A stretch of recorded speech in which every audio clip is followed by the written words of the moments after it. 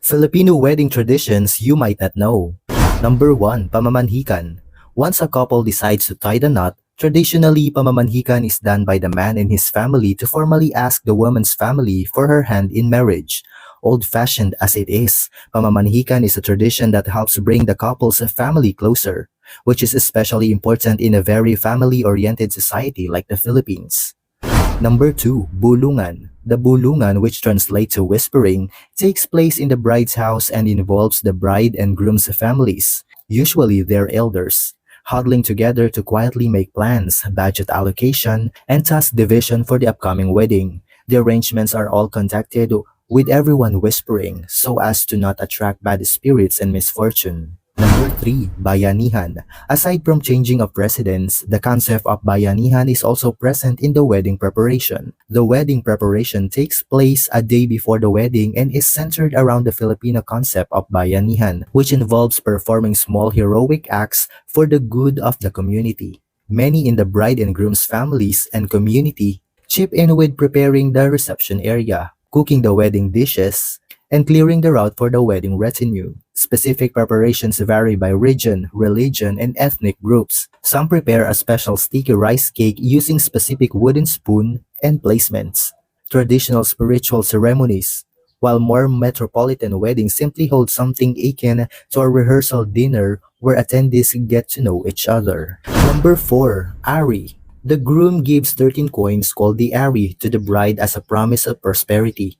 Depending on the region, the coins are either tucked into a handkerchief and handed over individually by wedding sponsors and godparents, or trickled from the groom's hands into the bride's cupped palms. The coin ceremony is a practice inherited from Spain and is common in both Catholic and Hispanic wedding ceremonies around the world. Number 5. Yugal and the veil ceremony. Godparents drape a ceremonial lace veil over the bride's head and the groom's shoulder to symbolize being clothed as one. A ceremonial cord called the yugal is wrapped around the couple in a figure 8. This symbolizes an eternal bond of fidelity. The yugal is often a silken cord that is personally woven by the mother of the bride or an oversized rosary if the ceremony is Catholic. Number 6. The three candles. These three candles represents the bond of the couples and their families. The two outer candles are symbolic of the bride and groom and their past lives and families. The unity candle in the middle is lit by the couple,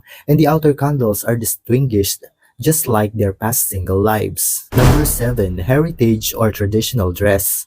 Often seen as Filipiniana dress, this part of tradition symbolizes the traditional roots of the couple being joined together as one and symbolizes their connection with their ancestors. Number 8. Money dance. The couple's first dance is usually the money dance. Guests attach money to the newlyweds' clothes using tape or pins. Depending on the region or ethnic group, guests may pin bills or red envelopes.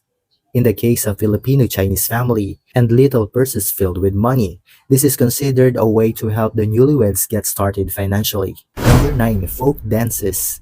In some Filipino weddings, the newlyweds would perform traditional dances for their guests.